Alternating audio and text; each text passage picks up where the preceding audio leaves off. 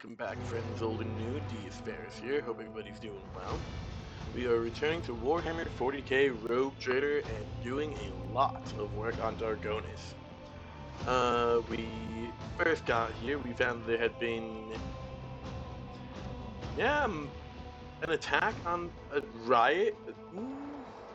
Not quite sure what you'd call it, honestly. A small civil dispute, I guess, of some commoners, I believe, pushing. Well, I guess the cleanup of the civil dispute of some commoners pushing into, well, trying to push into the Von Valancia's palace, but they didn't really get far. If I remember correctly, they weren't very big fans of stuff going on with the House of Versarian trial, which we had just finished up. I think we had something before that. I don't quite remember. I think I explored a couple systems real quick. The two systems up top on the galactic map.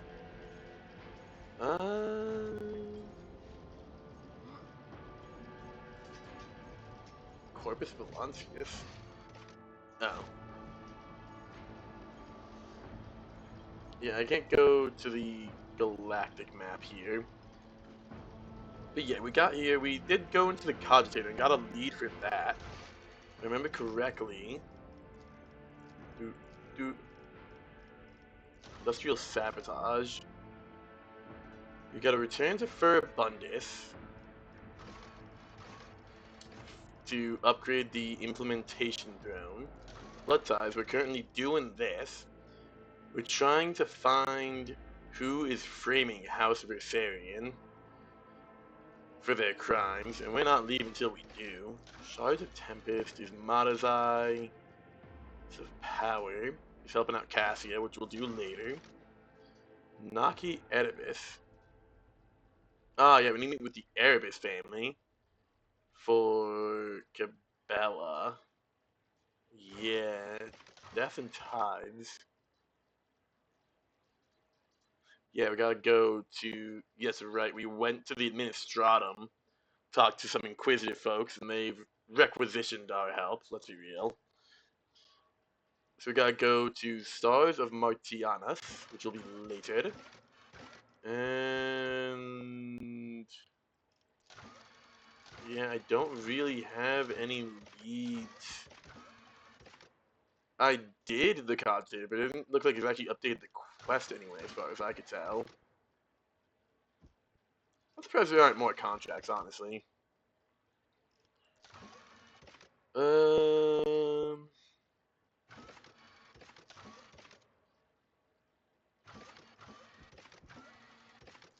Do, do, do, do, do.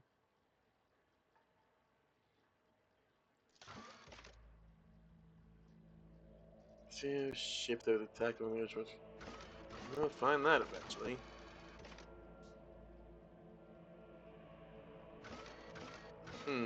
Fallen Sentinel's Pride. Separation to guys soon after the war was raid was sent to a sacred plan of the Dex Mechanicus' peril. Road. We got a lot of rumors that, I mean, not much you can really do with most of those. So we got the drive stems there, the Gaplaks there, Sarbok's there, and Versarian's there. Let's start with the drive stems and go clockwise, I think is the play. I'll lay claim to the stars. Hello. Governor Urbend. Governor Drivestem is surrounded by his retinue, who are all dressed in expensive gowns and finery. The matching color scheme of their outfits and the striking physical resemblance among them suggest that they all come from one family. Your lordship, thank you for giving this case your undivided attention. The governor bows and the rest hasten to follow suit.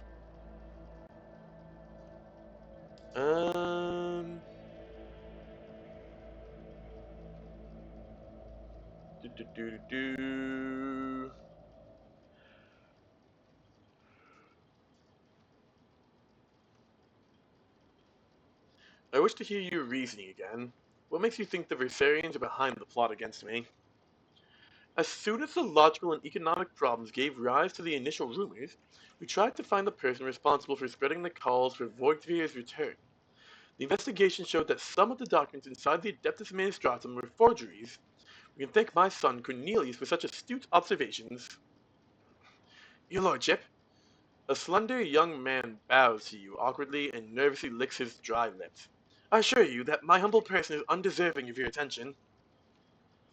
Cornelius holds a prestigious position at the Administratum Palace, and it was he who discovered the errors leading to the disrupted logistics.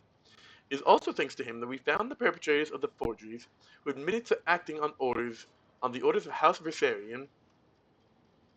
Tell me more about your son, Drivestam. Thank you for your interest, your lordship. I'm not worthy of it. The governor's son bows and stands still as he nervously stares down at the floor. Son, show due respect. Forgive him, your lordship. This is the first time he has had the honor of attracting the attention of the rogue trader. Tell me more about your job, Cornelius. What do you do? I manage the documents and records related to the economy of Dargonis. You probably know how scrupulous the workers of the Adeptus Administratum are. I'm afraid that a more detailed explanation of my duties would mirror the administrative process of the Administratum. Too long and overly detailed. Cornelius tries to look you in the eye, but it is clearly hard for him to do. How did you manage to find the forged documents in the bureaucratic hell that is the Administratum? When compiling reports on last cycle's supply chain, I noticed inaccuracies and discrepancies in the figures. With the help of the other clerks, I managed to find several other documents.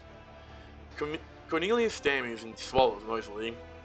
Comprehensive data analysis has shown that the discrepancies were caused by intentional tampering with the data, thus leading to some logistical problems that were practically unsolvable. Father and I have managed to single out the administrative clerks responsible for tampering with the data. Following a heated interrogation, they confessed that they were following the orders of someone from House Versarion. Everything was supposed to look as though they were the ones suffering losses from the logistical and economic problems. But does House Versarion have access to the Adeptus Administratum? There's no conceivable way they could do all this in a place where they do not hold any power.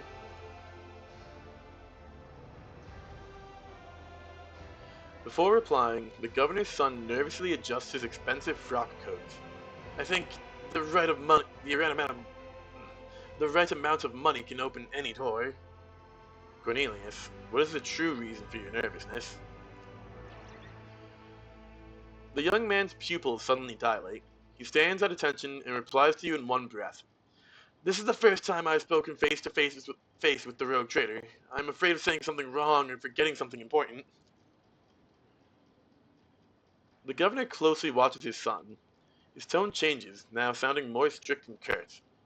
Do you wish to tell the Lord Captain anything else?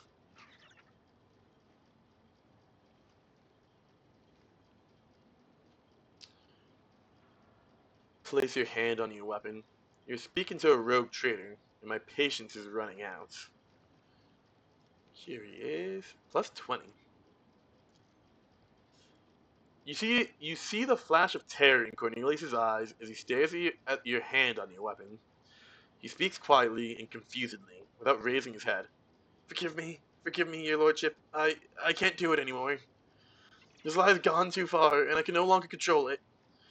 The truth is that all of the logistical problems were caused by a single error in the numbers. My mistake. What? Urbend looks genuinely shocked and enraged. When I discovered my mistake, it was almost impossible to restore the supply lines. Then I was approached by someone who said they were a friend. They did not give me their name, and I never saw their face. They promised to fix the problem. All I had to do was pretend that the Versarians were responsible for the mistake. And as for the rest of the evidence, they promised to arrange it all, and... Cornelius is suffocating with fear, unable to speak. Urbend curls his hands into fists, his knuckles turning white. What have you done? How could you? Your lordship!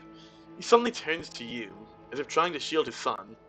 This is my fault. I trusted my son, and and have failed you in doing so. I beg you, have mercy. Abelard shakes his head. And you called my family's honor into question, Urbend.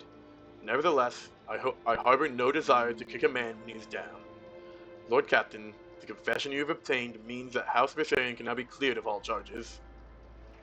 But we still do not know who is behind the forgeries, the riots, the plot, and the assassination attempt. Someone is committing their foul deeds and sowing chaos right under your subjects' noses. To leave that stone unturned would be dangerous.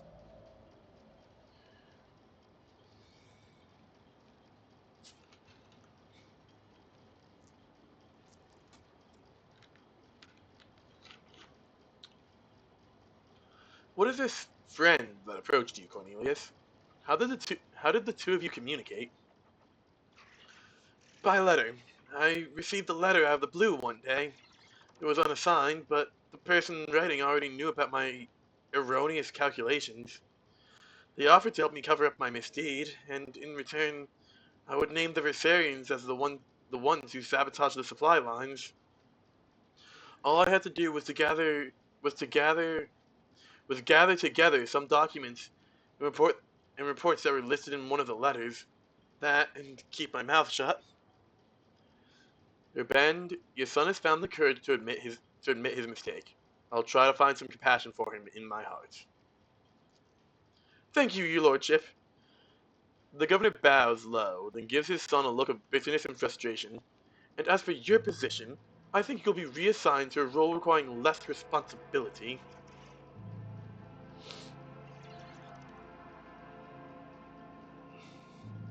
What do you make of this letter? I found it on one of the assailants.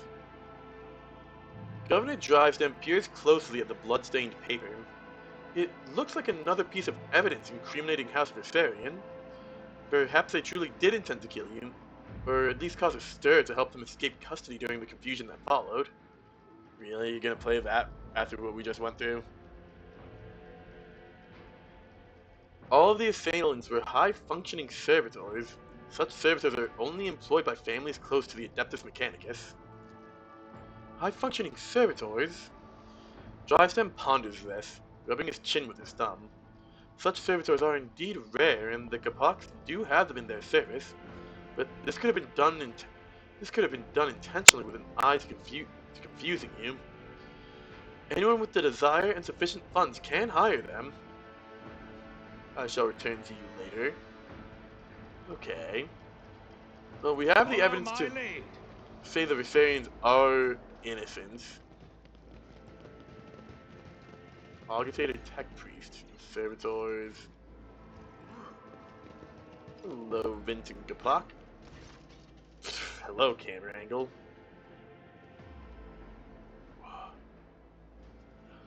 The lords and ladies, sumptuously dressed in the colors of House Kapak, are standing in a half circle around Toriana and her son Vincent. The bodies and faces of almost every member of this dynasty are covered in large, ornate augmetics. Toriana Kapak curtsies to you. Her mechanical voice sounds distant and indifferent. Greetings, your lordship. May the Omnisire grant you understanding. With a click, her visor oculars swivel to the seneschal. Abelard, it must be difficult for you to be here under these circumstances, with your house standing accused of such a grave crime.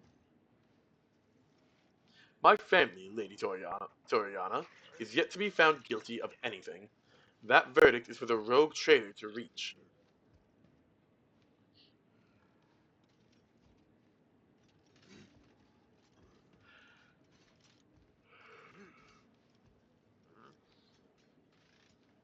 Do you think the accusations against the Versarion family are true?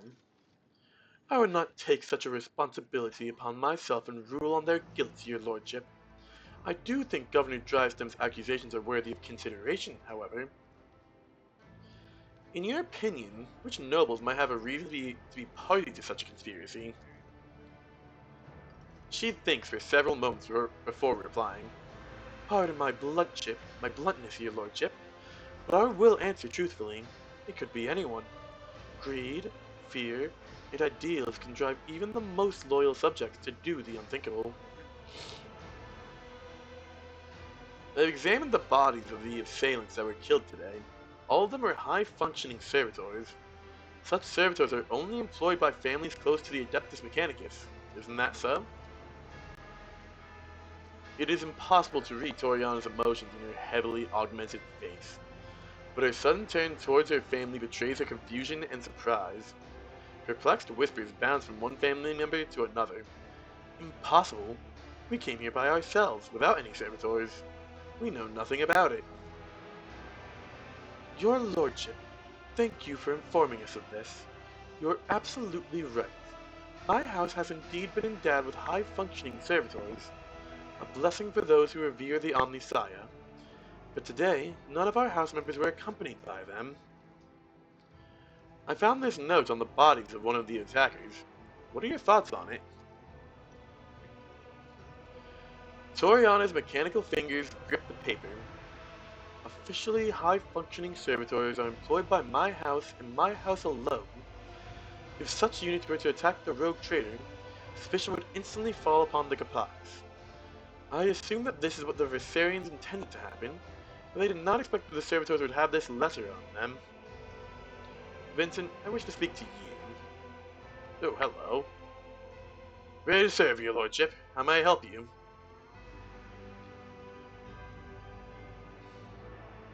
What do you make of the charges against the Viserian family?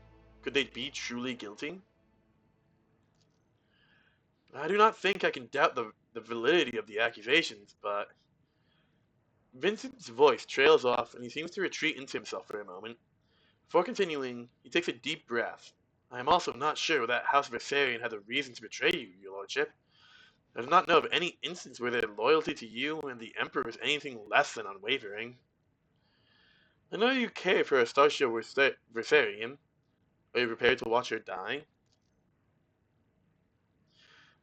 Vicent's jaw augmetic screeches slightly. The young man scrutinized his mother and the other family members for a few moments. Why are we in my office, then? There's something you ought to know, your lordship. Today, I noticed one of my family members to be in an odd, uncharacteristic mood. Halen Kapak is my paternal second cousin, once removed. May the Emperor save his soul. Paternal second cousin once removed. So I believe that means cousin once removed. That's like first cousin would be, so it'd be like, I think like I watched a video on how the family trees work, and I'm trying to remember some of the details, but it's always weird. Anyways, completely irrelevant. May the Emperor save his soul. Usually reserved and self-possessed, today he was frantic and anxious, fidgeting with a small piece of paper and seemingly looking for someone to no avail. When I last saw him, he was headed to the entrance hall, where the altars are. Perhaps you should talk to him. That will do. Interesting. I shall take my leave. Yeah, so we should now have... If we go down that way, this should now be... Yeah, there you are, Halen. Hey, bud. Let's have a quick chat, shall we? A finely dressed man of middle years is kneeling in front of the altar, his palms folded in prayer close to his face. The implant-free parts of his skin are a sickly blue color. The nobleman does not react to your presence. He does not lift his head. He does not blink. He does not even breathe. Only when you draw closer do you realize that he is dead. Oh. Well then. Abelard looks at the man, his eyes grim. The colors of House Kapak. I do not believe he decided to take his own life in such an extravagant way. As far as I know, there's a warden post here, but I do not see any wardens. The seneschal looks around. There's no one to ask her what happened here, or with whom this man spoke before he died. I would like to ask her Bend where the palace guard suddenly disappeared to. Examine the body.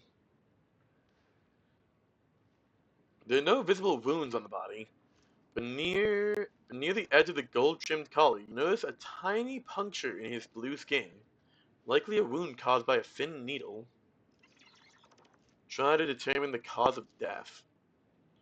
Death came from him suddenly and ravaged his body with cramping spasms that prevented him from falling to the ground. Some rare poisons have such side effects. The affected victim suffocates slowly without being able to move or call for help. Search the pockets. You discover a secret pocket in the lining of the dead man's luxurious jacket. You find a folded piece of paper inside, hiding behind a handkerchief embroidered with the initials HG. Short notes. Make sure that the rogue trader is attacked by someone loyal. You should appear as if it was all staged to let the Versarian family escape. This is the last assignment. Soon your debt will be paid in full. Look around. You're almost certain that wardens are usually stationed nearby. Their post is empty. Where have they gone? This would be an excellent question to put to Governor Drivestem. Step away from the corpse. Huh. Victory Interesting. awaits. We've also gotten a level up from that.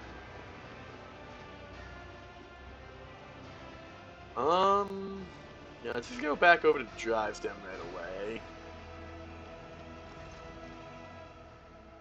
Or not. Okay. Go Drivestem proper? No, okay. Interesting. It's a House Sarbach, I guess. Yeah, I'm pretty sure you're flirting with Regina Sarbach. That was funny. I'm so glad they put that in. Before bowing, Sarbach scrutinizes you with a bitter, judgmental look. Your lordship. Hetzka Sarbach, looking like a younger copy of his father, stands at a slight distance, close to his mother.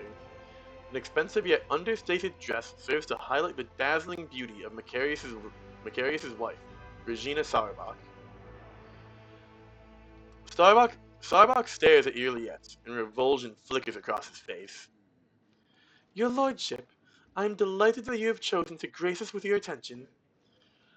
Regina drops into a curtsy while looking intently into your eyes. I am honored, Lady Sarbach. Kiss Regina's hand. Noticing your gesture, Regina readily extends her delicate hand, her nails long and manicured.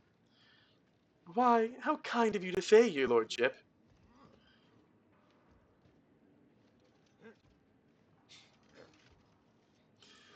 Burning eyes fixed on you, Sarbach straightens and leans forward, trying to partially occupy the space between you and his wife. I want to know how difficult that is. That's a minus 15 modifier on the persuasion. That's not bad. Set against the doom and gloom of current events and your husband's dour family, you look especially dazzling today, Regina. A flirtatious spark flares in the beautiful lady's eyes. Really, your lordship? I'm glad to hear this from the rogue trader, especially today. Macarius almost barks, each word striking like a hammer strikes metal. Regina, step away from his lordship. Regina's high voice almost breaks into a shriek. She interrupts her husband, retorting defiantly and disobediently. Oh, throne preserve you, Macarius. Stop being so jealous and making a scene over nothing. Just because a crude blockhead like you lacks the refinement and courtesy of Deis von Valancius. Oh, I hate the Sarbach family so much, and I love that you can just flirt with the dude's wife, and she is into it in front of him. Regina's voice drops to a whisper so that only you can hear her. His bile poisons the air around him wherever he goes. Once he gets something into his head, he hairs off to remove the heads of others just to prove that he is in the right. Look closely at Macarius. Wow, plus 20 modifier, my 232 fucking lore Imperial. Oh, I love that I've just become a Lord Imperium build. It's hilarious. Despite Sarbok's attempts to suppress his revulsion, the presence of inhumans in your retinue undoubtedly reflects his fervent desire to eliminate the enemies of humanity. Do my companions distress you, Sarbok? Sarbok's face turns red, his furious gaze trained upon you. Free-flowing rage boils in every word he says. The rogue trader is the chosen servant of the Emperor and one of humanity's best. By surrounding yourself with depraved Xenos, who scorn the very exceptionalism of humankind, you teeter on the brink of heresy, and no privilege granted by the Emperor can blind others to that fact. The thought of existing in the same sector as Xenos is revolting, but their presence in your retinue, here, in the capital city of the Von Valancius trade dynasty, enrages me. To have Xenos sullying the streets of this planet after what we endured, and under the protection of the rogue trader, no less. Sarbok takes a deep breath and exhales noisily. His rage subsides, but his burning gaze remains fixed on you. With a pained and distressed expression, Regina glances at her husband, her hands worrying the ruffles of her dress.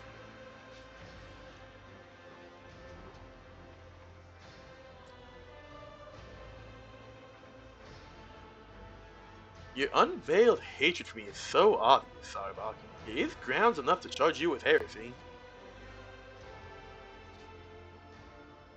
I'm hearing this from I'm hearing this from you, the Emperor's servant who flouts all that is sacred, the person who seems to think the laws of the Imperium are meaningless. Macarius, now is a time when you would do well to stop and not make matters worse for yourself. Thank you, Abelard. Do you really believe the Versarians are guilty, Macarius? Certainly. Sarbok replies without hesitation. Governor Drysdale possesses proof of their guilt, and they have no means by which to refute it. Even if I were to entertain the idea that the Versarians were being framed, how much longer would their house have lasted anyways? If it is so ill prepared for treachery. He addresses Abelard with a slightly mocking tone. My advice to House Versarion would be not to appeal to the rogue trader for help, but instead to simply stop, accept their fate, and not make matters worse for themselves. I cannot remember Deis von Valancius seeking your advice on what House Viserion should do in this situation. Pay attention, Macarius. Focus on the rogue trader's questions.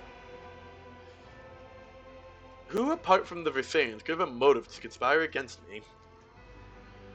House Drivestem, wishing to expand their clout. House Kaplak, who lost their influence after Kiavagama incident.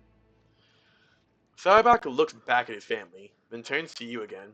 House Sarbak, whose patriarch is too direct in his communication with the rogue trader. Anyone could have a reason to conspire against you, and equally, they could have none. It is not a question of motive, but loyalty. Each of your subjects has sworn an oath of loyalty to you, so whose sincerity do you doubt? Honestly, as much as I hate the Sarbox, I do love how straightforward Sarbok is. Like, the fact that he literally turned, looked at his family, looked back at me, and then included his house in the list of suspects is like, I actually do respect that. I still hate the Sarbox, but like I do like having a guy like Macarius in my inner circle where he will just say, "You're doing something wrong." Having an inner circle of not everyone being yes men, of people actually willing to say their mind is really good. And also, as it stands, the Kaplaks are just sus as fuck in this particular instance too. Oh, did I hit my elbow on something? That's my elbow, like full like elbow down on my armrest, not like the flat of my arm, my forearm, and just I think I just hit my elbow on something, but I can't actually see there. Because, you know, elbow. There's no blood, so we're fine. The assailants sent to the palace were rare, high-functioning servitors. Do you think the Kaplaks could be behind the attack? Sarbok looks away briefly and replies to you with a curt laugh. I've always thought that Toriana was too weak to participate in such risky ventures. But it seems I was wrong about her. I discovered a dead body in my palace. A man of House Kaplak was killed while praying to the Emperor. He had this note on him. Do you know anything about it? Macarius looks at the note without taking it from your hand. Replies without hesitation. No, I know nothing about this note. Simple enough. A new challenge for me? Is there any new dialogue with Toriana? Oh. Yeah, it's the same thing.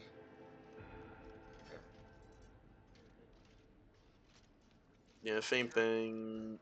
There we go. I discovered a dead body, a member of your house, right here in my palace. He died kneeling in prayer.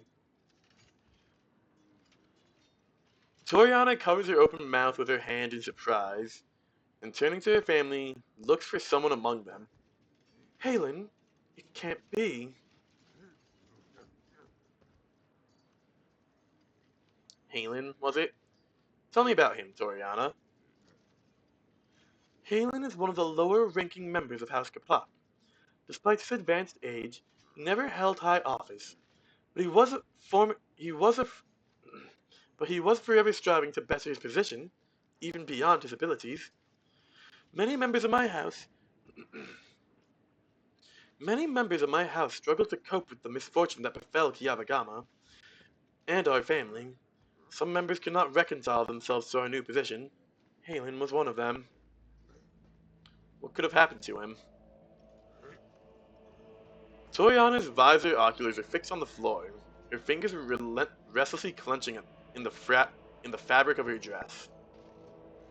Toriana, the time to keep silent is long gone. The future of the von Valancius trade dynasty and your house are both at stake now.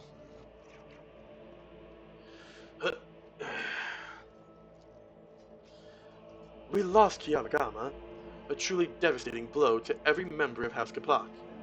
I lost all hope for the future, and my kin lost their sense of purpose. We needed time to recover and chart a new course for ourselves.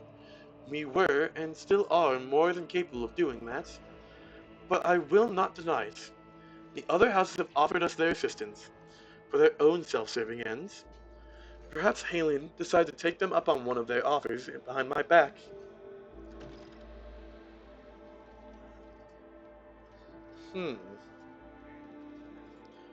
The seneschal bows ever so slightly and speaks quietly so that only you could hear him. Lord Captain, the Kaplaks, all or perhaps only some of them, are definitely involved. But I suspect that they were not behind the plots against you. Halen Kaplak could be nothing more than a puppet in the hands of a deft puppet master. We must expose whatever that is. We must expose whoever that is if we are to prevent the pestilence of heresy from spreading any further. I'm listening. Interrogate the heads of the Drivestem and Sauerbach houses. One of them has been pulling the strings here. Once we uncover new evidence, announce that the guilty party will be publicly executed. Before you pronounce the verdict, I suggest focusing on each house in your indictment speech, and I shall observe them. I've known those people far longer than you have. I know all their gestures, habits, and behavioral quirks. I'm sure that I'll be able to determine which of them was responsible for the riots based on their behavior. Alright, I trust Abelard. Okay, Macari, let's start with you because you're right here. Nothing new. Is there anything new with the drive stands? Fair band.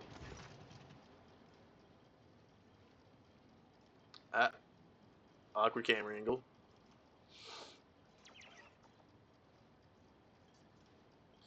Did you see Halen Kapak today before I arrived?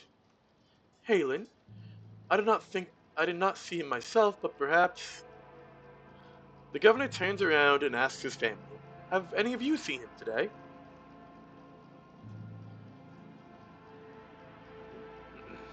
The nobles talk quietly among themselves. Then a middle-aged woman with a tall, extravagant hairstyle replies to you, "I think my sister and I saw him sitting on a bench some distance away from the palace's entrance. We think he was accompanied by a gentleman, but forgive us, your lordship, we could not make out his face." "Lead me to that place." "Of course, consider it done." Oh, it's not gonna teleport, so we're actually just gonna meander about, apparently. None shall stand in my way. Okay. What is that? "I saw Lord Kaplak conversing with someone over here, your lordship. It was an honor to assist you." The whispers told me how. "I recognize this bouquet. How Sarbach usually serves this wine." So Sarbach was talking to someone from Sarbach, was talking to Hailing Kaplak, and Hailing Kaplak blackmailed Cornelius, I believe, if I remember correctly.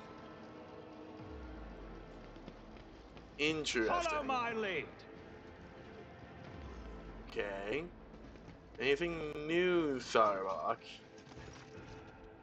No. Okay, so I think that means we just have the Versarians now. Clementia. Astartia. I like Astartia. Okay, Clementia. As you draw closer, the warden steps aside, bowing respectfully, allowing you to approach the Versarian family. Clementia, tired and slightly disheveled, is the first to bow her head to you in deference. Several men and women behind her follow suit.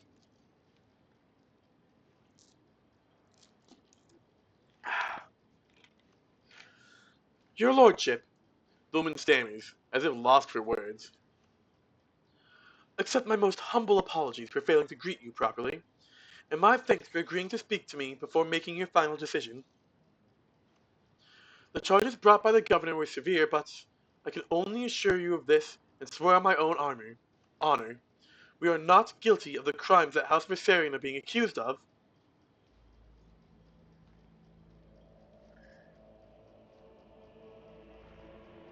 Clementia.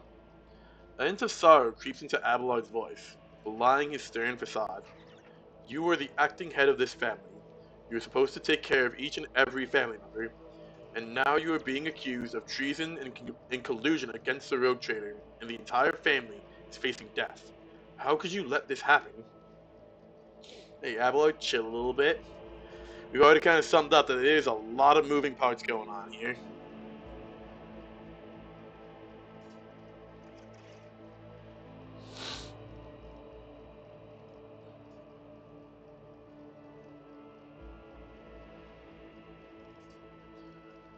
Are you truly guilty? Be honest. I will not tolerate lies. Clementia, if you know that a member of your family is guilty of the crimes you're being accused of. Abelard, it is your family too, you know. The woman's words burn with defiance. My apologies. I should not lose my composure. No member of House Versarion is involved in a conspiracy against his lordship. Honor and loyalty are not something we take lightly, and we know whom we serve. The governor claims you forged documents in the Administratum. The fleet is the primary remit of House Versarion. It is our responsibility.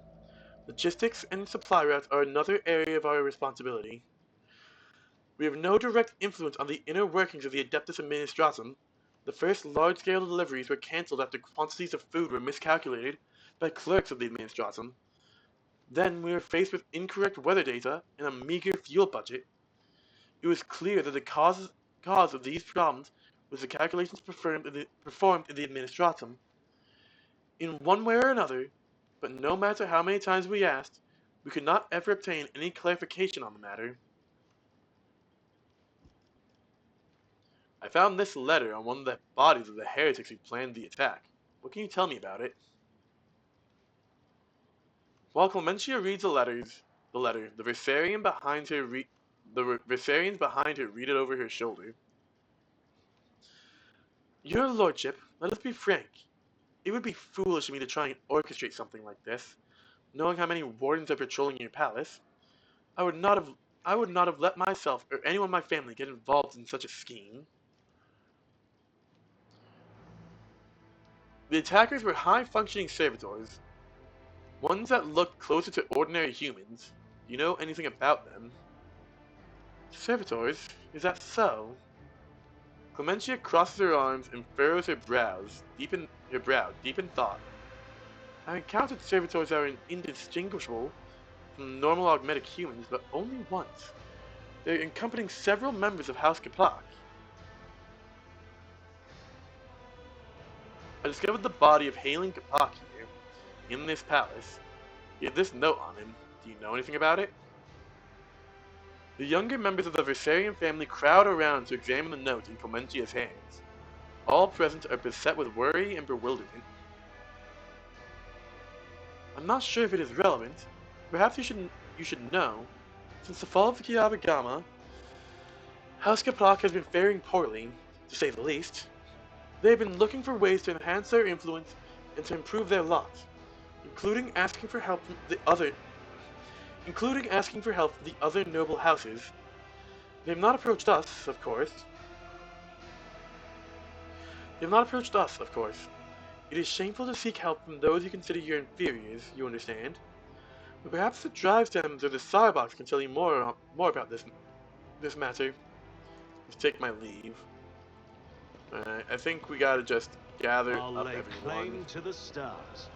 and go with Abelard's plan. I think we've kind of pulled this thread as far as it will go for the time being.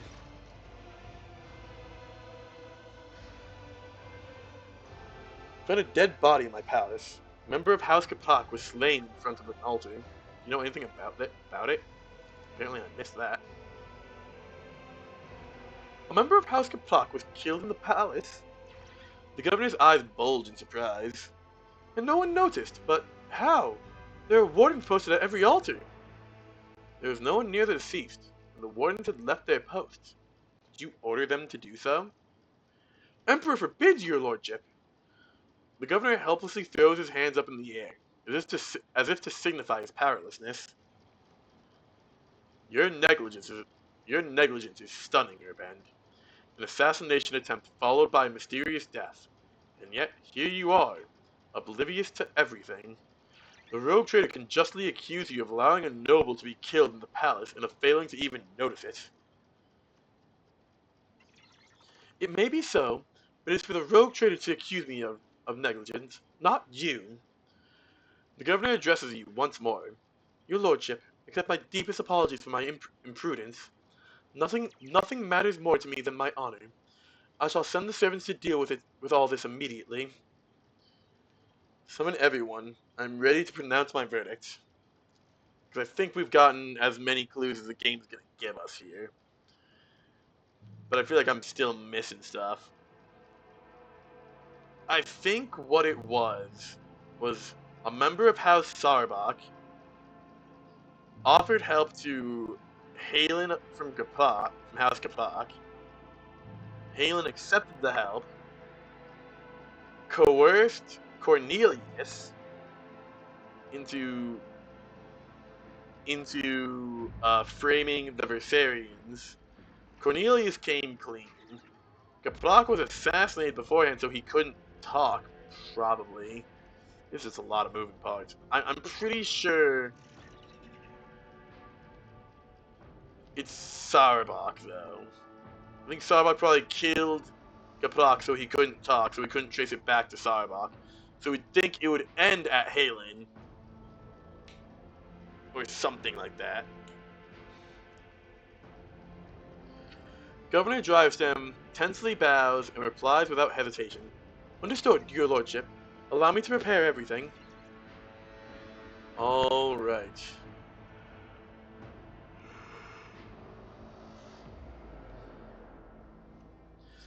Many faces are watching you, each and every one awaiting the rogue trader's verdict with bated breath. The charges brought by Governor Drivestem were fabricated. House Viserion had nothing to do with the orchestration of the riots or the plot targeting the rogue trader. However, the real perpetrators are here in this very room. The seneschal nods to you, as if urging for you to continue, then shifts his piercing gaze to the crowd before you. That's 20. That's 20. 20. Wow. Okay. So that's you.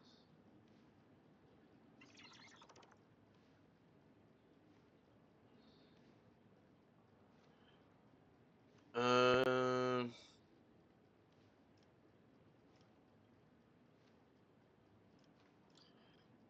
Do, do, do, do, do.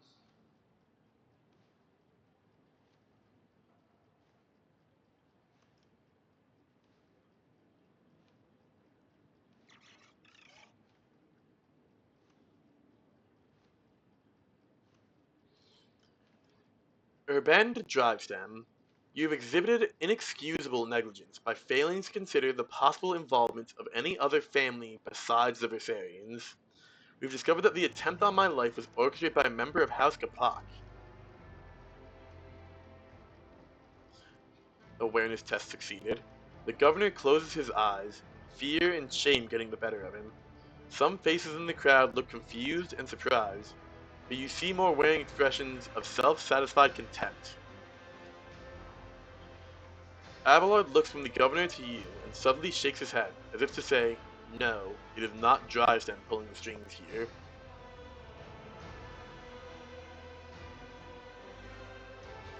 I know that House Sarbach offered their help to the Gaplaks, and the late Hailing Gaplak seems to have accepted the offer. I suspect that you are responsible for his death as well. Sarbach furrows his brow and slightly cocks his head. He averts his gaze for the first time, as if trying to remember or make sense of something. You notice some restless movement behind him. Abelard narrows his eyes and scrutinizes Macarius Sarbach and his retinue standing behind him. His sharp eyes light up when he catches sight of something important and hidden in the crowd. The seneschal looks at you and nods as if to say, the puppeteer has given himself away. Pronounce the verdict. I'm just gonna go through and just keep grilling them. I'm gonna take the free XP. I like to yap. Toriana Gaplak, a member of your family orchestrated an assassination attempt against me, here in my own palace. And though he has already been found dead, his act is reason enough to forever brand your house as traitors. Mocking whispers creep through the crowd. Toriana is trembling faintly. She still does not raise her head, perhaps out of fear of meeting her fate face to face. The seneschal's hard gaze softens. An elusive gesture, visible only to you, conveys the message. Toriana Gaplak is guilty only of her own poor judgment. And here's where we loop back around, because the drive gems thought we were done with them. Bend drives them. You have accused House Versarion of violations that were in truth the result of a grave error committed by your son. The governor closes his eyes. Fear and shame getting... yeah, okay, that's the same exact thing. So, for the drive stems at least, it looks like both of those lead to the same information from Abelard. It is not the drive stems, but I will still take the free XP. It's probably gonna be the same with the Sar box. It's probably gonna loop back around. And let me actually read that. Macarius Sarbach, your overt contempt towards me is reason enough to implicate you in the conspiracy. The crowd remains silent, with only their tense, anxious gazes darting back and forth between you and Macarius. Sarbach's brows raise higher, and you notice his jaw working nervously.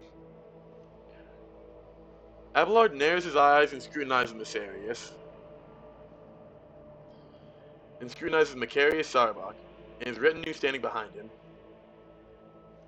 For a second, his sharp eyes seemed to have caught sight of something, only to lose track of it in the next moment. A disappointed sigh tells you it could be a Sauerbach, but is he really the one behind all this? Okay, so that one actually doesn't. That one's actually like, I mean, it could be a Sauerbach compared to everything for the drive sends. I might be missing one of the Kapak ones because it's weird that the Kapaks only had one awareness. In the conspiracy against the rogue trader, I find.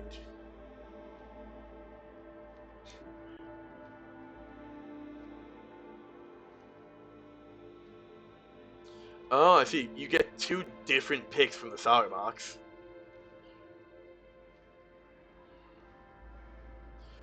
The air in the room is frozen with a tense, almost electrified silence. All the nobles, some with fear, and others with reverent anticipation, await your verdict. Well, we know that, we know from, where is it?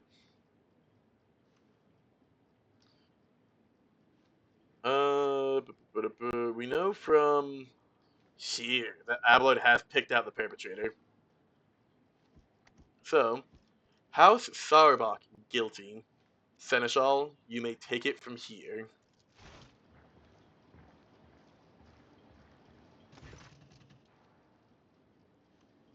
Abelard steps forward and stares intently at House Sauerbach's patriarch. Macarius, I must admit I've always admired your bluntness. But just as I once had to say goodbye to a promotion because of my dislike for intrigue, you and your family might soon say goodbye to your heads. Tell me now, in your own blunt fashion, are you loyal to House von Valancius? Sauerbach narrows his eyes, grimacing. I'm loyal, Versarian. Abelard studies Sauerbach, then suddenly nods. You are not lying, but someone else is. Someone who is poised to destroy both you and your family for her own gain. Oh my god, Regina's the one behind all this. That's kind of nutty, honestly. Macarius does not have time to respond. Regina, who is standing beside him, raises her arm as if to slap the elderly seneschal. Abelard, oh, maybe not? Abelard deftly catches her wrist, stopping her right hand in front of his face. Her dainty hand is adorned with a massive augmetic ring, topped with a thin spike dripping with venom. No, Regina's definitely playing. She's the one behind all this. Wow. God damn. Sauerbach shifts his confused gaze from his wife to Abelard, then back again. The stiff arrogance has vanished from his posture. Let's zoom out a little bit, jeez. Regina? You? Mother? Upon realizing what has happened, Hetka recoils from his mother. Macarius, your bluntness makes you an open book. When I talked about helping the Kaplaks, you had no idea what I was referring to. Your wife, on the other hand, her eyes started shifting like you would not believe. Regina Sauerbach, you alone betrayed the rogue trader, jeopardizing the prosperity of the von Valancius trade dynasty, and you alone are responsible for your unmasking.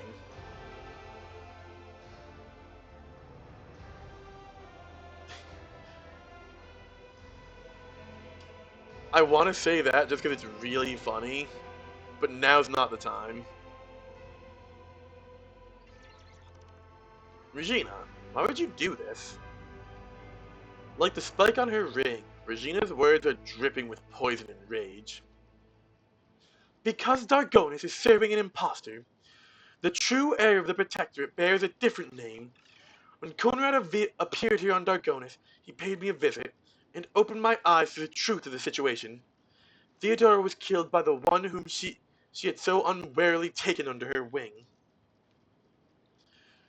Macarius is too narrow-minded to even consider opposing the rogue trader, even an illegitimate one, so I had to wait for the right moment, and the disappearance of the Lord Captain could not have come at a better time.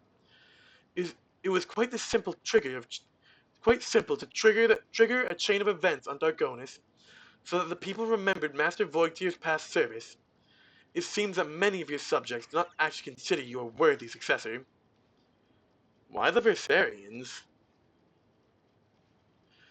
Because when stripped of the Seneschal's protection, this house is the weakest one on all of Dargonis, and they are also particularly disliked by the governor's family.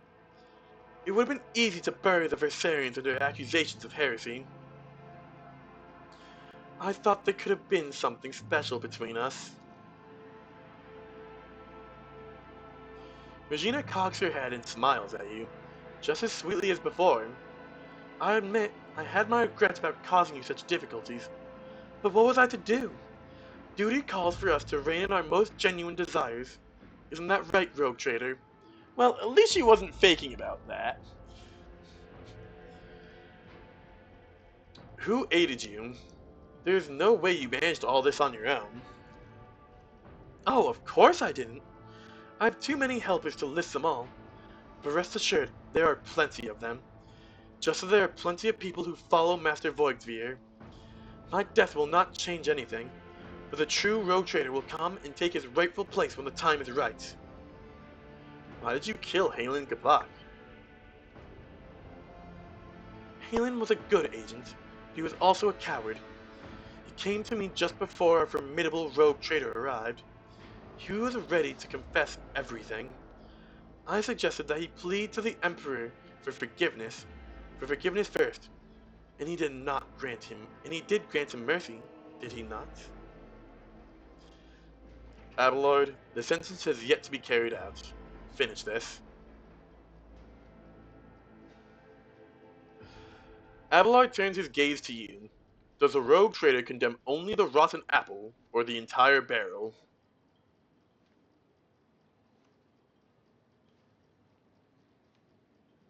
I will not exterminate an entire noble line that is loyal to me just because of one traitor. In that case, Regina Sauerbach shall be. In that case, Sauerbach shall be subjected to intense interrogation, followed by execution. Oh, that's a cool design on that ring. Traitor's ring. A marvelous compact weapon in the form of a ring that allows the wearer to fire a liquefier shot once per combat. Why'd she try to slap Abelard? She should have just tried to use the ranged attack. Wow, that's actually pretty interesting.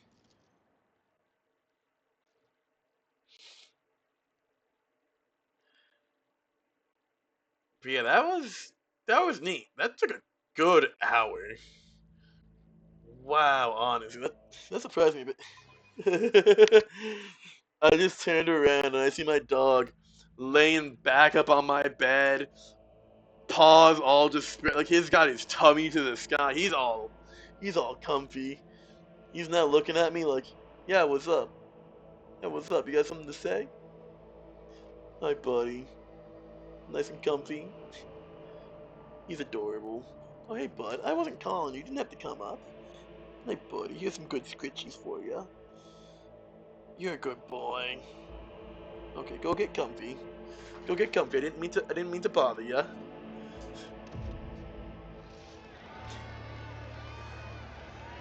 By order of the Rogue Trader, Regina Sauerbach is sentenced to death for heresy and crimes against the von Valancius trade dynasty. What's going on back there? Oh! Oh! I was not expecting a public execution like this. Wild. Oh, now he's all curled up in my blanket. What a cute little goober.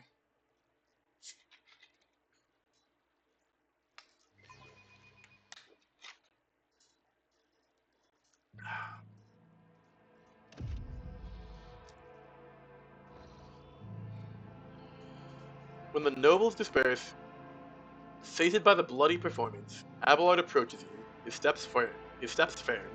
Lord Captain, you have my thanks. A rogue trader should not waste time on the matters that his servants and trustees can resolve. But in this case, your intervention was necessary, not just for the sake of my family, but for your trade dynasty as well. Regina Sauerbach. Evidently Conrad's accomplices continue to plot against your protectorate.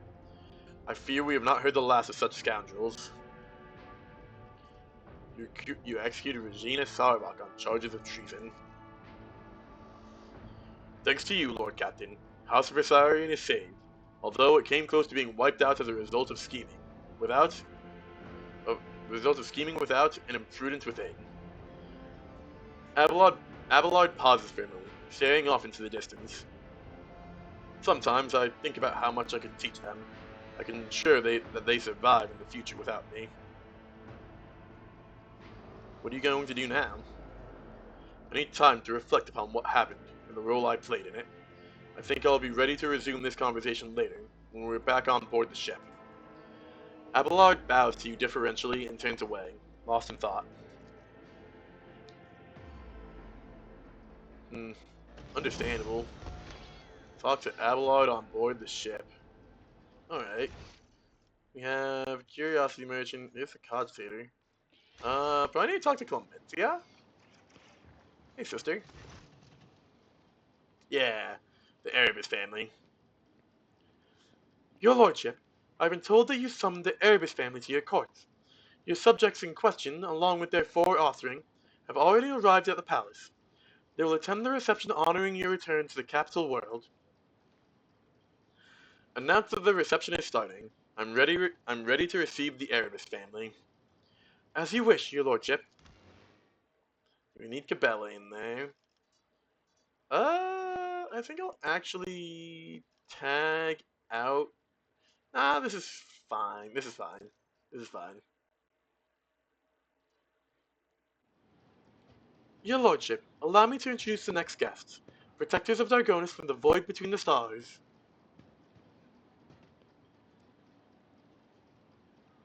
Rander and Gioni of House Erebus, along with their heirs, Mattis, Lorna, Rono, and Lumi Erebus. Glory to the dynasty.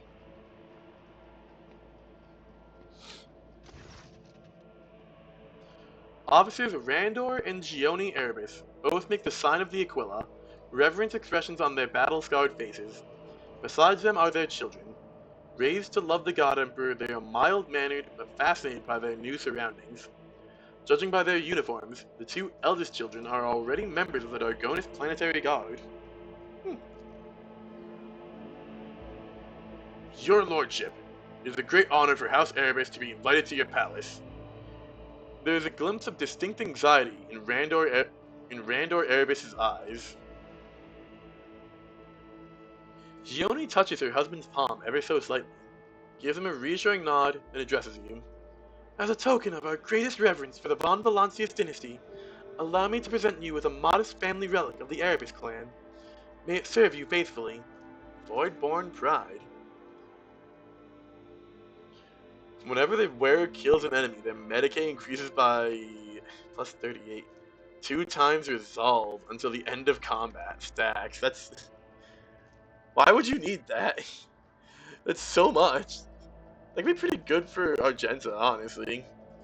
She's one of the few people that actually do have like Medicae skill default.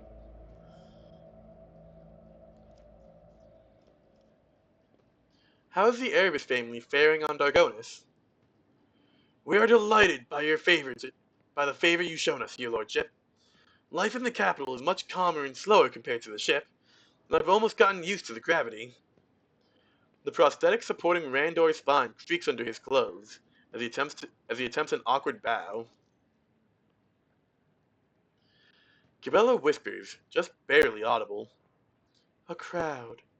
The Doman's attention, and this being their first visit to the palace. They are nervous. You must give these people time. Let them get accustomed to surroundings, and to your presence. Let them wander around the hall and taste the food. We will talk with each one individually. As the Erebus parents notice a bloodspun web cultist at your side, they exchange glances.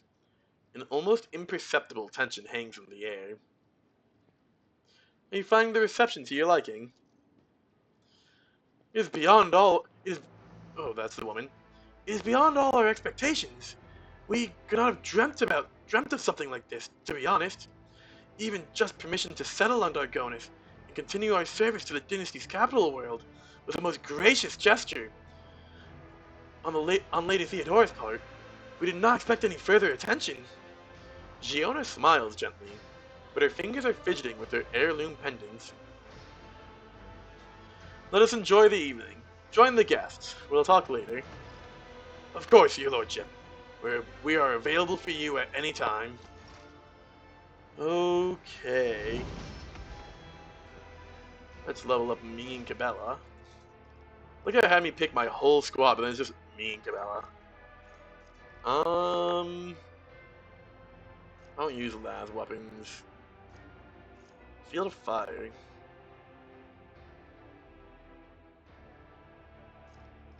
Eh.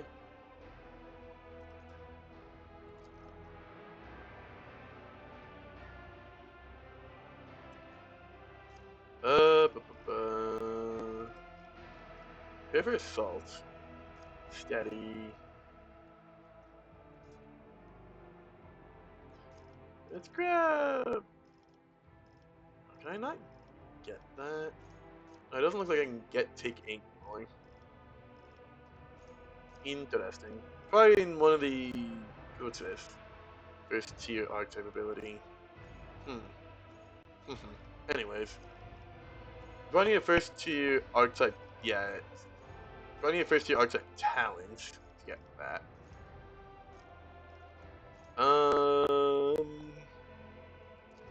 Decisive response is actually pretty neat. Lore Imperium. Another point. Armor percent.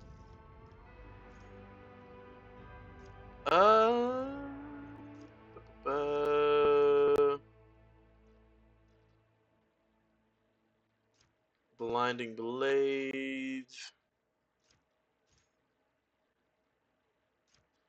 Dance Partner. Artist, basically end. I think Feel No Pain. No. What is it? Pain and Blood? I think I already got it then. Yeah, Race Against Death. That's what I was looking for. Some more bulk. Let's see. Yeah, we'll grab Sweeping Motions. That's fine. Let's get you. Demolitions, probably? Let's do demolitions. Apparently, just Cabela's good with demolitions. Which I do just kind of find funny, honestly.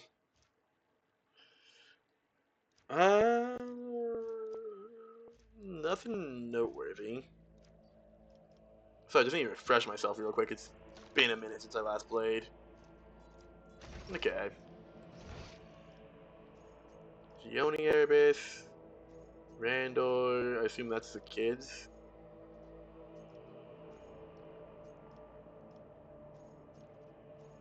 Yeah. Mattis Erebus. That's 3 of the kids, and that's the last kid. Okay.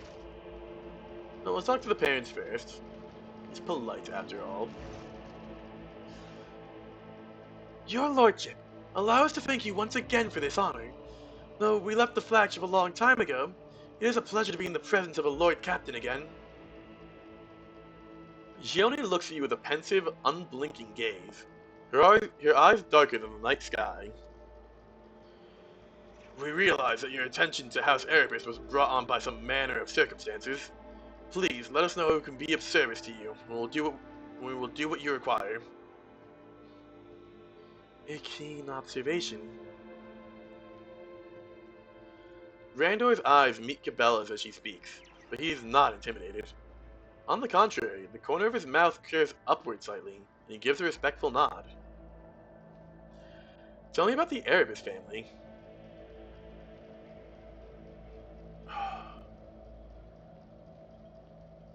Sadly, we are but a shadow of what was once a much more numerous clan. Most of our kinspeople fell in combat, but we believe the Erebus's last battle is yet to be fought. We raise cohorts of successors, teach new recruits and our own children the ins and outs of void service before they even set foot on board. The new generation are learning to serve in their own way.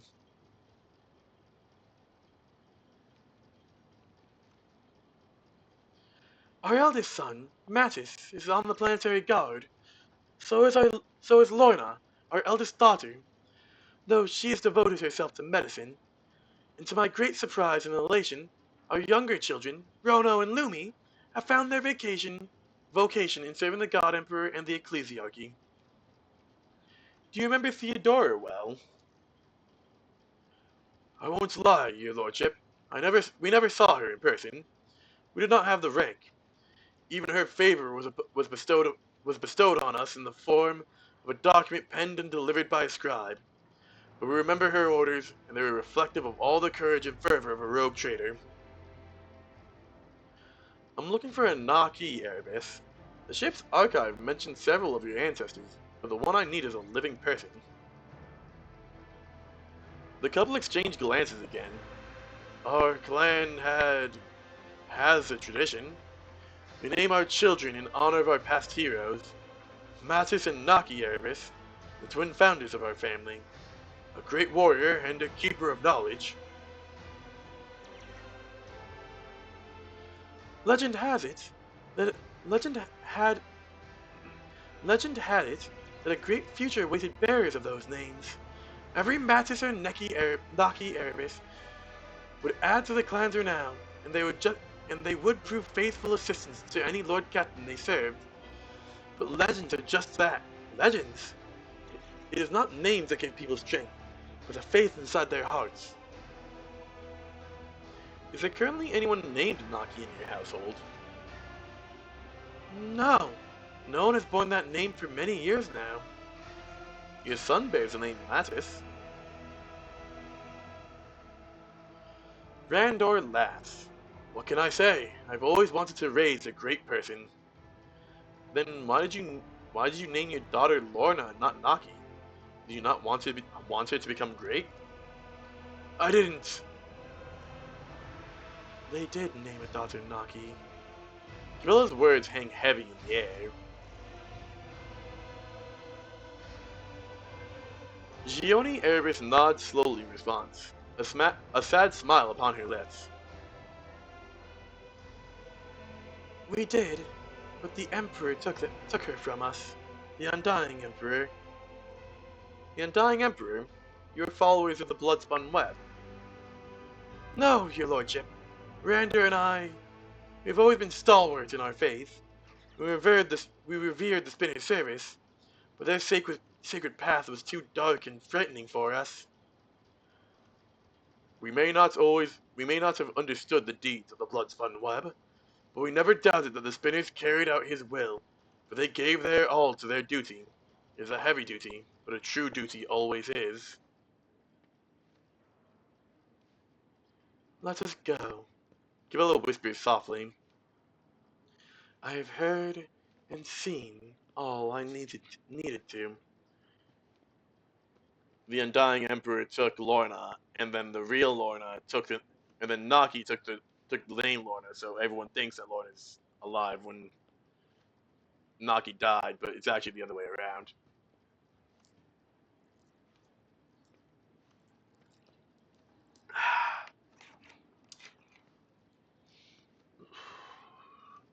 And dialogue. Hello! Lorna specifically, gonna call you out because I think it's funny.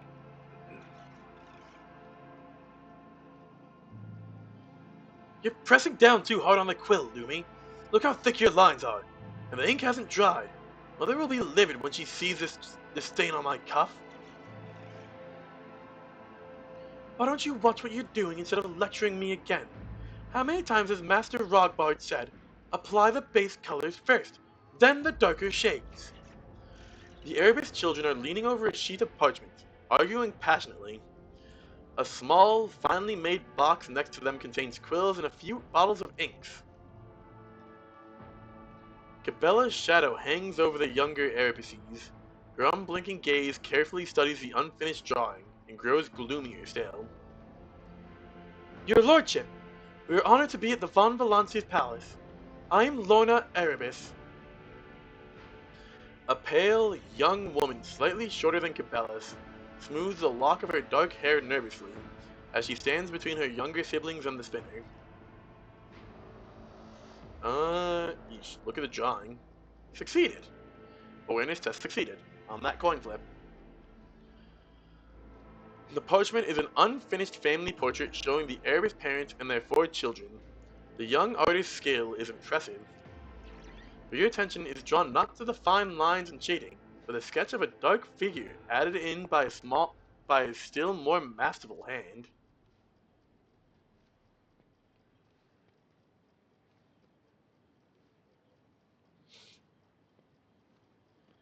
Our family was once renowned for their courage, but Darkonis has no need for boarding things, so our parents enrolled Rono and Lumi in their scriptorium to study religious painting. That dark shape in the portrait, you drew it in, did you not, Lorna? Who is it? Lorna purses her lips and looks away. Mother says the Erebus clan has a secret guardian that protects us from the shadows, and I thought it would be unfair to draw all of us but not them. Silly, I know.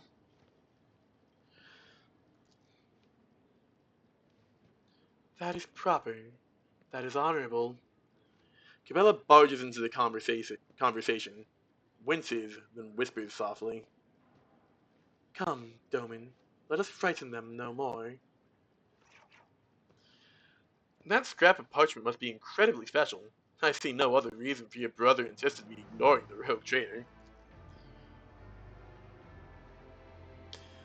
Lorna grabs her younger siblings' collars and makes them bow, looking guilty. My apologies, your lordship. I'm to blame. Lumi and Rono tend to get far too engrossed in their work, but I will see to it that they do not forget their manners again. Glory to the Von Valancia's protectorate, and to the rogue traitor, ruler of 1,000 stars! Enjoy the reception. Thank you for your hospitality, your lordship. Cabela casts a final glance at the portrait, then quietly walks away. Interesting. Victory awaits. Hello, Master Erebus. I tire of idleness. Let me Let's get everyone move. over here. Get over here, Cabela. That way you're not zooming back and forth. I almost forgot. I'm glad I misclicked there. So we're not going zooming back and forth between these guys and Cabela again. Your lordship! Your lordship! Senior Lieutenant Matus Erebus, at your service. The tall, dark-haired young man enunciates sharply as he salutes you with great fervor. Breathless from his own audacity, he blurts out, I hope I don't sound too bold if I say I've always dreamt of serving on your flagship. Would it be too much for a modest servant of the dynasty to hope that the Lord Captain might graciously make him part of his crew? Cabela soundlessly appears at your side. Your face is reflected in Matus's dark eyes. As their gazes meet, they both freeze in astonishment and lower their heads. Awareness test succeeded. If Cabela had enough... Wait a second. Oh yeah. If Cabela had enough to eat growing up, if she had not put her body through grueling trials, if she had not used intoxicants during the cult's rituals, you might have said the two bore quite the resemblance to each other. Oh my god, is Cabela actually Naki?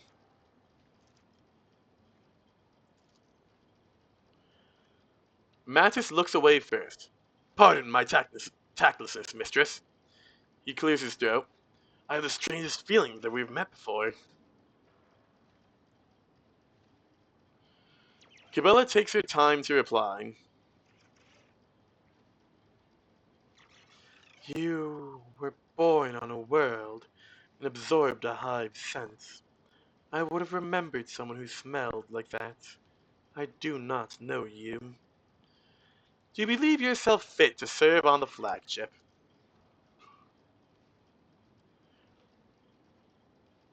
I've served dutifully in the planetary forces, your lordship.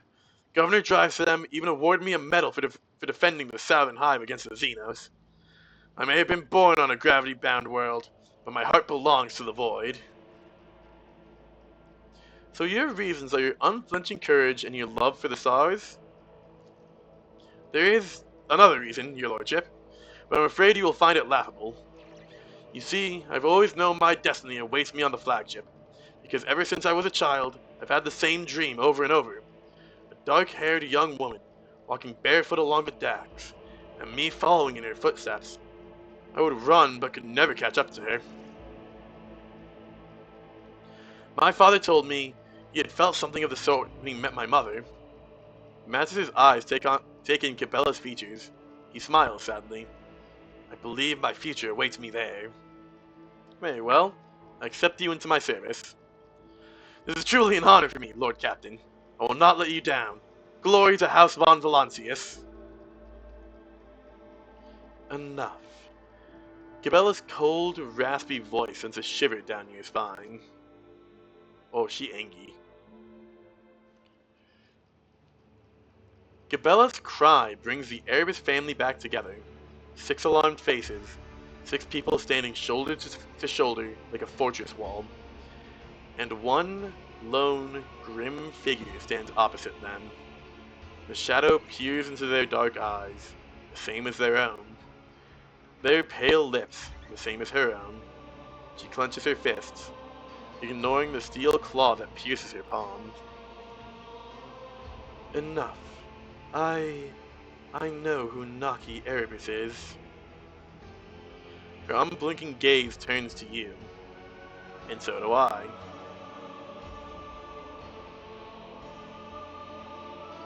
Naki! Gioni Erebus looks at Cabela with scarcely concealed fear, but her husband notices her reaction and shakes his head in warning. No! Matis screams. How could you keep something like that to yourself? How could you? How could you? Lorna hugs her younger brother and sister, who cast frightened glances at their parents, and the sinister woman with a wry smile. Naki Erebus. Gabella throws her head back, and laughter resonates through the hall. Naki Erebus is me.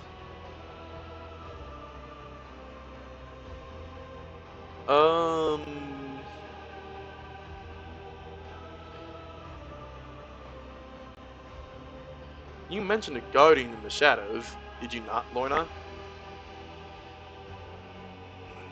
An unseen shadow, a servant of death. Mother called her Naki, but I knew she was talking to someone I knew. So all this time, Matis, your dreams were showing you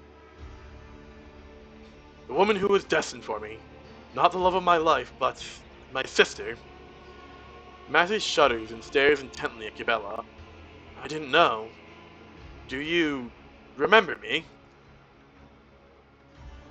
I remember what I am permitted to remember. The tenets of the web, prayers to the undying one, the names of poisons and intoxicants, the name the vizier gave me.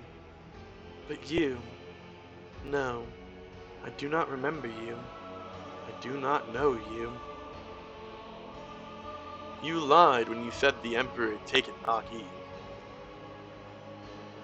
We did not lie. We would never have dared. Randor looks over at Cabela, her dark hair, her scars. Naki? A few years before Lady Theodora sent our clan's survivors to Dargonis, the blood-spun Web's vizier came to our bay. He said the Emperor demanded the next firstborn of the Erebus clan, that he needed a new spinner. 6 months later, we had twins, a boy and a girl with eyes darker than darkness itself. Gioni smiles tenderly at Cabela. You were the firstborn. Naki, with sorrow and pride, we gave the vizier our most precious treasure, and that is how one honors the God Emperor.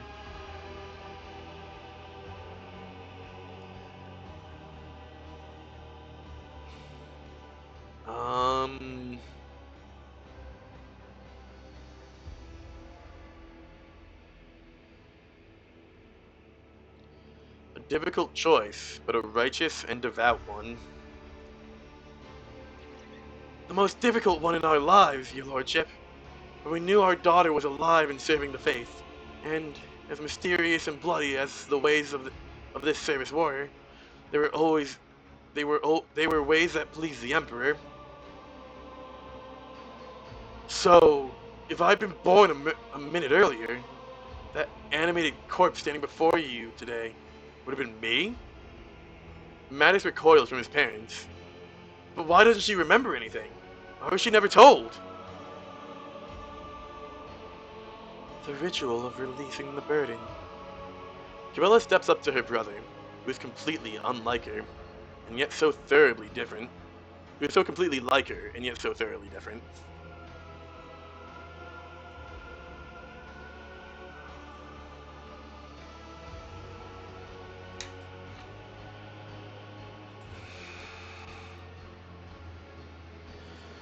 New blood-spun web recruits undergo it in order to forget their past and devote themselves to the Undying One, and so that their souls do not suffer. Tell me, Mattis, is your soul in pain?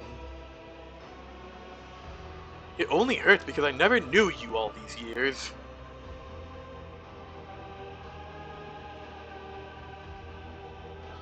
Gabella turns to you sharply. We're here to settle our debt to the Undying One. We now have the name, the person, and the explanation. I know what must be done. So why do I feel pain from an unseen wound in my heart? Why am I, for the first time in my life, hesitant to sever a thread? All this time, I've been wandering the labyrinth of my mind, but the answer never came to me. What must I do, Doman? How do I end Naki Erebus? Um...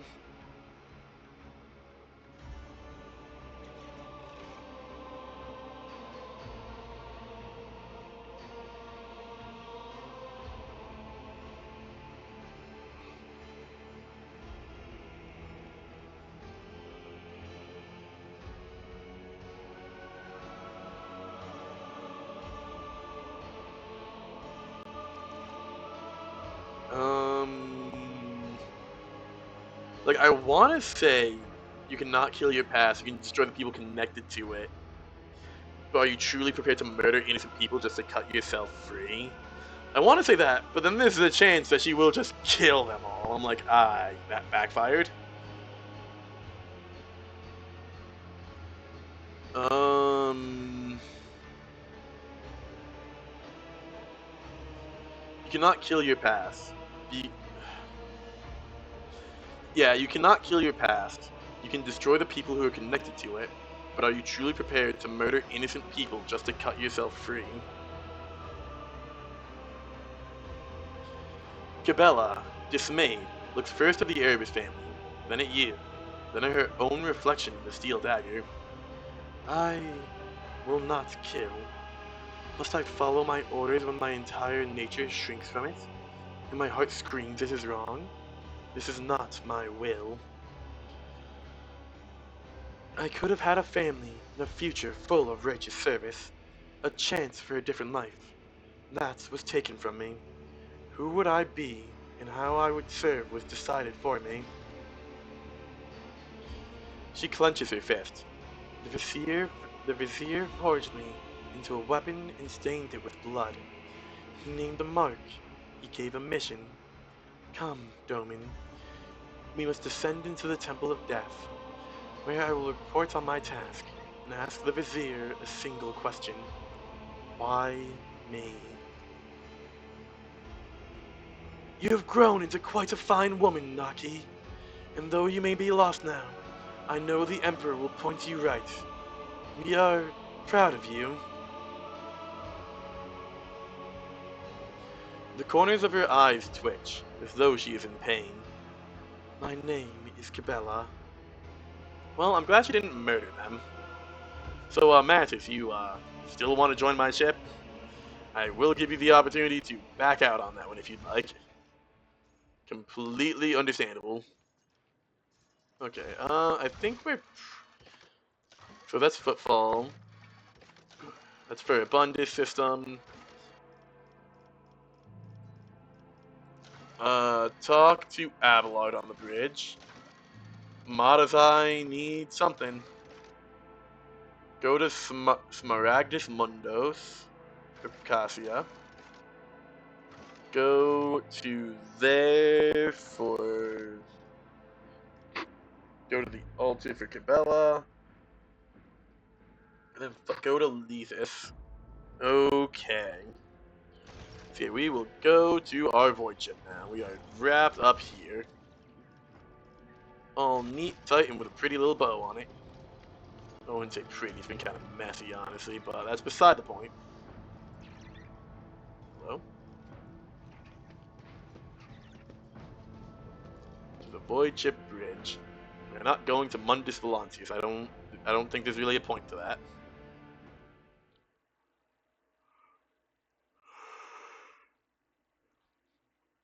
Yeah, just hop in my fucking my fucking lander, and just go. Yeah, take me to my front door. Boop. Like that's just not worth it. That's actively more work, I'm pretty sure. Hey, Abelard. Lord Captain, allow me to express my gratitude once again for your assistance. If it weren't for your intervention, my entire family could have been executed on false charges. I could have lost them all.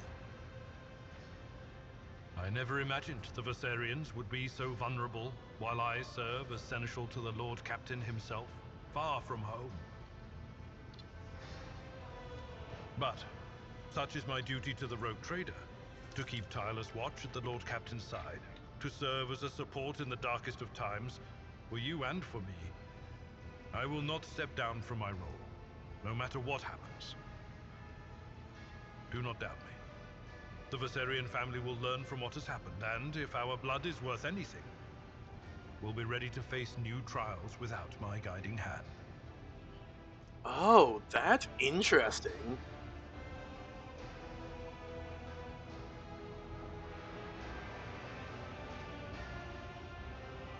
So if I basically looked at Abelard and went, look, dude, things gotta change. I don't care. I'm in charge now. He would have just left. He would have just left here, I think. Maybe he would have stepped down from Seneschal, but he would still be in my retinue. And I could, like, appoint a new Seneschal, maybe?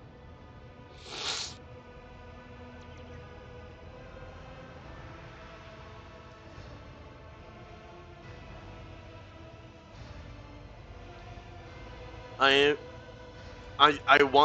want to say the first one. Because that feels a lot more in character with how I've been playing this. But I'm afraid that Abelard will just go, yeah, you're right, I'll go. And, like, I don't want to lose Abelard, he's the GOAT. He's my main tank on it in this run.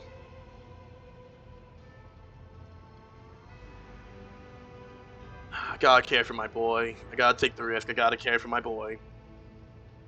Don't you wish to return to your family? To make sure the Versarians do not fall victim to any further accusations? I cannot guard my family as if they were little children. I once tried to protect you in the same way, and quickly discovered that you have your own head on your shoulders, and your own opinion on things, even if I do not always agree with them. No, my duty is to be at your side. To be your seneschal. Aww. Abelard. You're the father that I never had in the Imperial Guard, I guess. Well then, Lord Captain.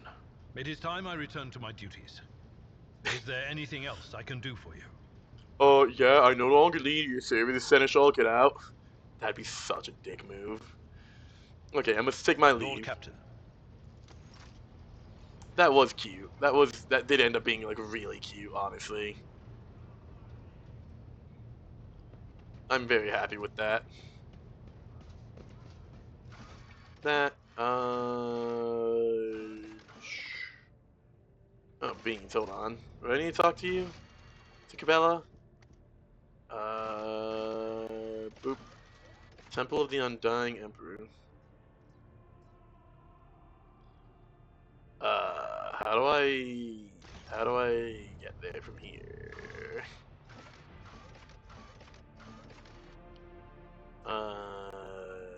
Voidship Shrine, I guess? Hold on, how do I...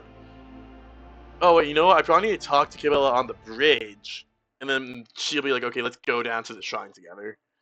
That's probably it. That would make sense. Okay, hold on, friends. Can I just talk now? Yeah, we're just gonna go back to the bridge. I'm smart sometimes, I promise. Only sometimes. The other times I'm just a silly little guy being a goofy goober.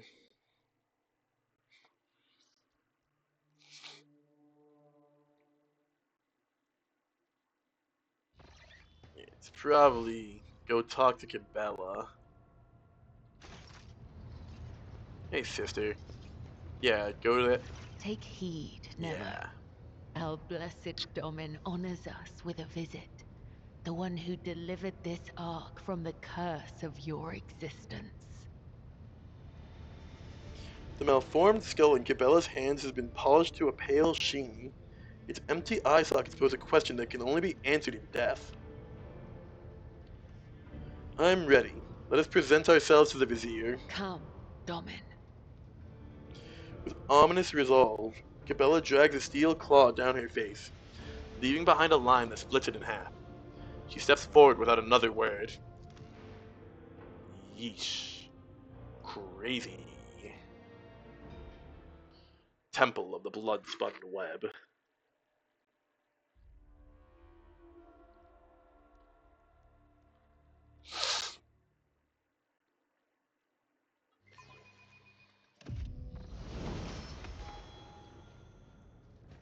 It's about time. Why?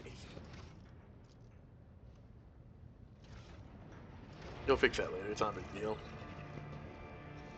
Let's back up. Let's give you a little bit of fucking personal space. Goddamn. The Vizier whispers a prayer, his masked face turning towards the Undying One's image. Instead of his usual threadbare clothes, he's wearing elegant armor of bone and dark gold, marked with purity seals. He turns as he hears you approach. Cabela, I have been hearing your footsteps for a long time. In his whispers. Domin Deis, Lord of the Ark. It is good that you are here with her. It is right. The Undying One has blessed this union of light and shadow.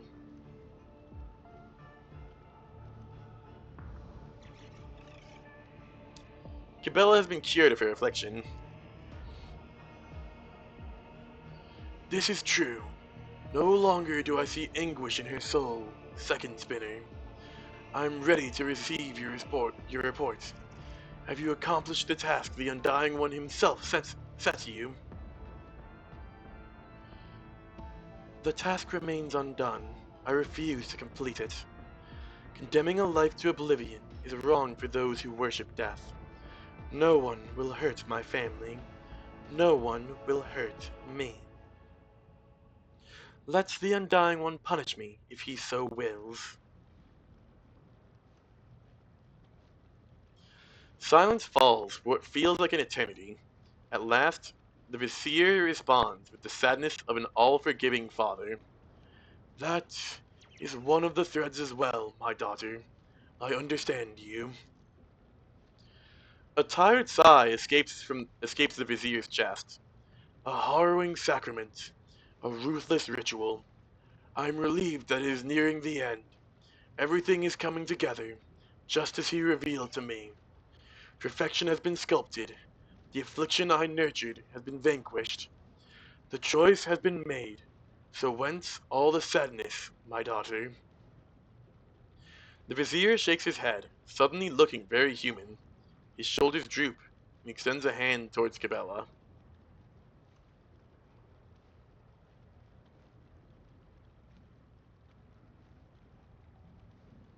Sacrament? Are we being dragged into another ritual?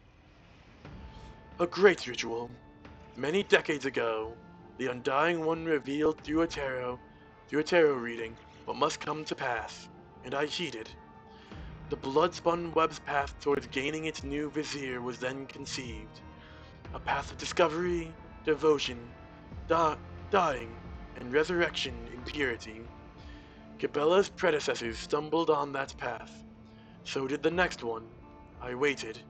I've lived long past my due time. The Undying One has been waiting for me for so long.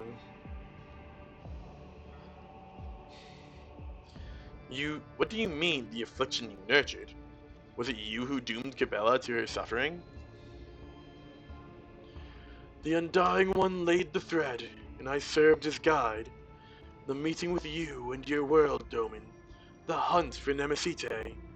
Her grim and ghastly doppelganger. The comprehension of her flock's pain. My assignment stirred anxiety in my daughter's soul, as they were meant to.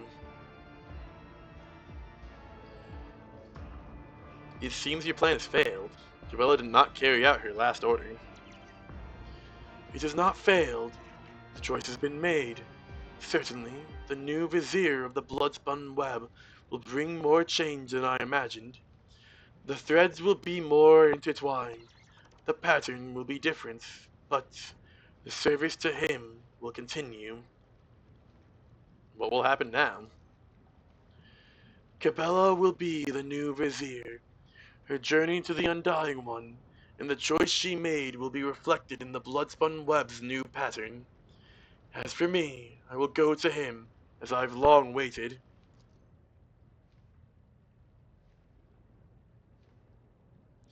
The confusion and alarm in Cabela's face gives way to anger and horror. Her face distorts like a crumbling paper mask as the emotions wash over her. Too many emotions for one whose soul has gone dead. I've not yet done all that you expect me to, have I? That is correct, my daughter. Can you feel it? The proper way this burden must be passed. Cabela's voice falters. She clenches her teeth, trying to keep herself from bursting into tears. I do not want to kill you.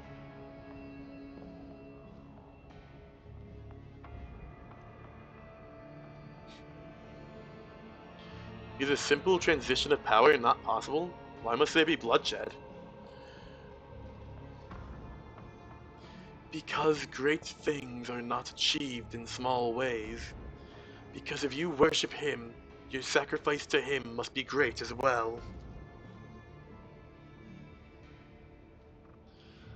Blood is our gift, the only thing that is truly ours, the only worthy way to worship and honor him.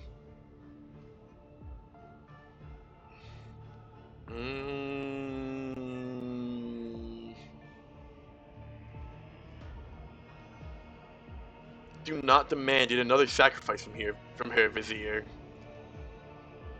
Such was the Undying Emperor's will. Still, it is unfair. Cabela's face has become a death mask. The Vizier's voice is full of sorrow and humility. Yes, for I am stronger than you, and my high spinners stand with me, those who swore to protect me and not outlive me, and he too stands with me.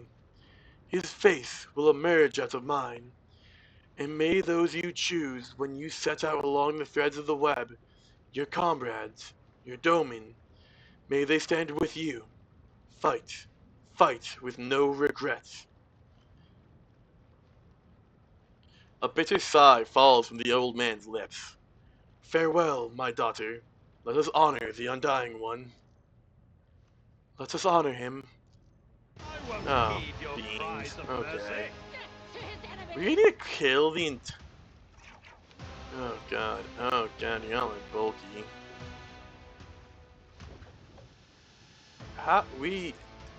So like, do we just need to kill the current Death Cult and remake it from the ground up? Like, is that Cabela's mission? Okay, I don't want to get into this fight. This is a bit bigger of a fight than I was expecting right now, and I really want to grab some food. So I'm gonna save us here and wrap us up. So thank you all of y'all very much for coming around and hanging out. I do greatly appreciate it. If you're on Kick, please consider giving me a follow. If you missed any of the stream or any of my previous streams and want to catch up, I will be uploading this stream along with all my previous streams over to my YouTube channel. It'll be all there in a nice, neat playlist. If you're over on YouTube, please consider giving me a like, comment, and subscribe. You know, all that fun stuff helps the channel out a ton. And if you want to join a stream live, I do my best to stream every weekday for about 2 hours, starting around noon EST. Please feel free to come around and hang out. Everyone is more than welcome to. But with that said, hope everybody has a wonderful rest of their days, and peace out, homies.